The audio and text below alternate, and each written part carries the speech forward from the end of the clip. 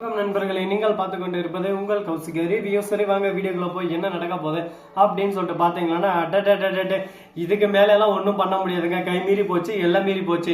அப்படி என்னாச்சு அப்படின்னு சொல்லிட்டு பாத்தீங்கன்னா நம்ம ரேணுகா இருக்காங்களா, அவங்க வந்து ரொம்பவே ஒரு பக்கம், அதாவது ரேணுகா போல் நடித்து கொண்டிருக்கும் சுடரி ஆட்டம் அதிகமாயிருச்சு. விஜய் கூட கை கொத்துட்டுன்னு சொல்லிட்டு மல்லியும் ரொம்பவே டார்ச்சர் பண்ண ஆரம்பிச்சிட்டாங்க. ஒரு பார்ட்டிக்கு போறாங்க. அந்த பார்ட்டியில கரெக்டா நம்ம மல்லி அவங்க பாட்டுக்கு சாப்பிட்டு இருக்காங்க.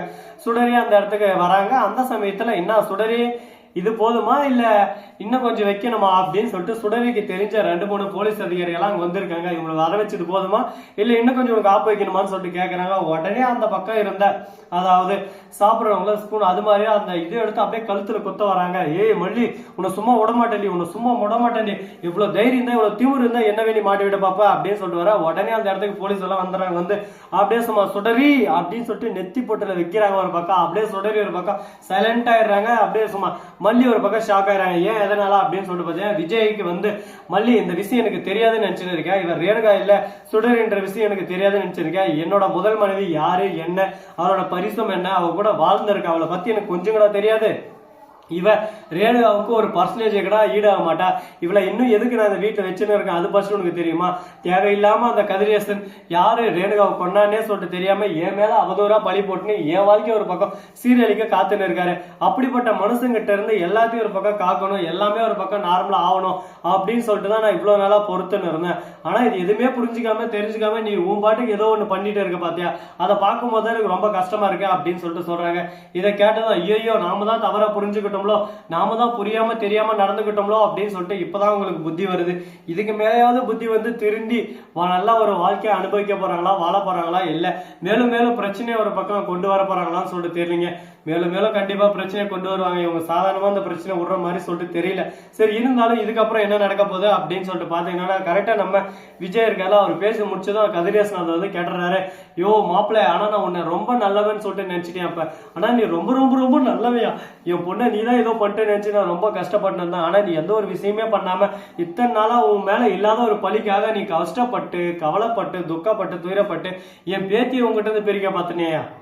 இந்த மாதிரி ஒரு தங்கமான மனசுகிட்ட தான் வளர்க்கணும். சரி இதெல்லாம் இருக்கட்டும், அப்ப ரேணுகாவுக்கு நடந்ததா என்ன அத நான் சொல்லட்டா அப்படின்னு சொல்லிட்டு அந்த இடத்துல நம்ம ரஞ்சிதா வராங்க நல்ல பேர் வாங்குறதுக்கு.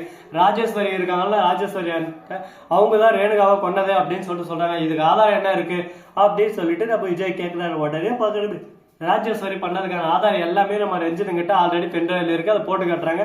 அதுல எல்லாமே இருக்கு எவிடன்ஸ் எல்லாம் ஒரு பக்கம். இதை பார்த்ததும் அப்படியே சும்மா நம்ம விஜய் வாங்கி போலீஸ் கிட்ட குத்துறாங்க. ராஜேஸ்வரி அங்க வராங்க ஃபங்க்ஷனை கரெக்டா அட்டன் பண்ற டைமுக்கு தவட மேலே ஒண்ணு போட்டு அவளை அப்படியே போலீஸ் அரெஸ்ட் பண்ண போறாங்க. டேய் என்ன அரெஸ்ட் பண்றதுக்கா கிட்டா, எதுக்குடா அரெஸ்ட் பண்றாங்க, ஏதாவது ஒண்ணு சொல்லுங்கடா, எனக்கு ஒரு பக்கம் பதட்டமாவும் இருக்கு பயமாவும் இருக்கு, எதுக்கு என்ன என்ன ரீசன்னே சொல்லாம என்ன அரெஸ்ட் பண்றாங்களே அப்படின்னு சொல்லிட்டு சொல்ல. ரீசன் கீசன் கூசன் இது எதுவுமே தேவையில்ல, உன்னை அரெஸ்ட் பண்றதுக்கு ஒரே ஒரு காரணம் தான், நீ வந்து பலாயிரம் கோடி கணக்கான சொத்துக்காக ஆசைப்பட்டு ஒரு அப்பாவிய கொண்டுட்ட, அதுக்கான ஆதாரங்க இருக்கு பாரு அப்படின்னு சொல்லிட்டு ரேணுகா கொண்டதுக்கான ஆதாரம் மல்லியும் ஒரு பக்கம் திட்டி அனுப்பிச்சு முடிக்க விட்டுறாங்க.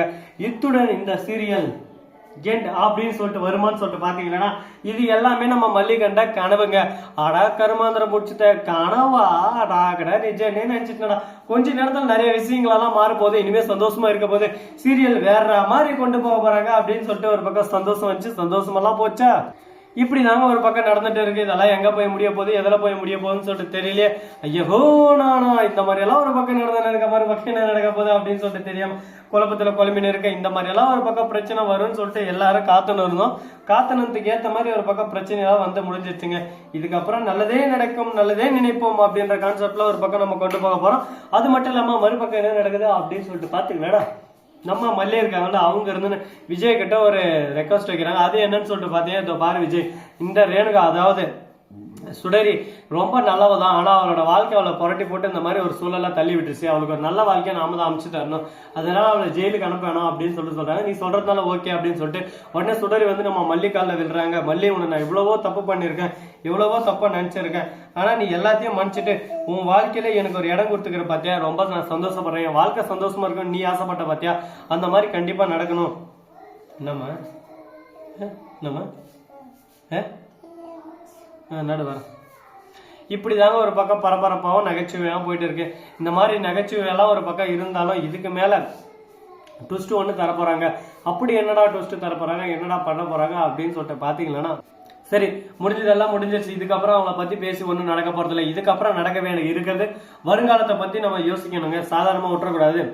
என்ன விஜய் உன்னோட போதுமா, இன்னொன்னெல்லாம் ஆசை இல்லையா அப்படின்னு சொல்லிட்டு அண்ணா கேக்குறாங்க. ஐயோ எனக்கு வெக்கமா இருக்கு.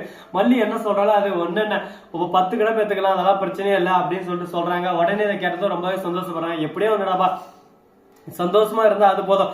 நம்ம வாழ்க்கையில கஷ்டம் நம்ம வாழ்க்கை கடந்து கடந்து கடந்து போங்க. ஆனா அதே அளவுக்கு சந்தோஷம் ஒரு பக்கம் வரும், அது உங்களுக்கு நல்லாவே தெரியும்.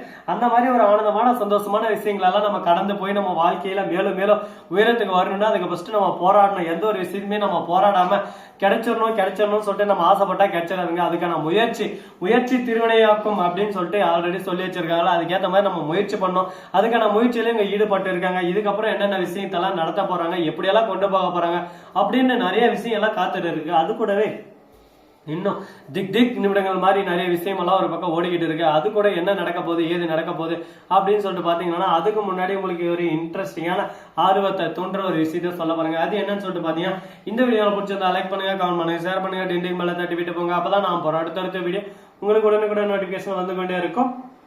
மிக்க நன்றி. தேங்க்ஸ் ஃபார் வாட்சிங். Tata, see you. நன்றி, வணக்கம். முதல் நம்பருக்கு தருங்க.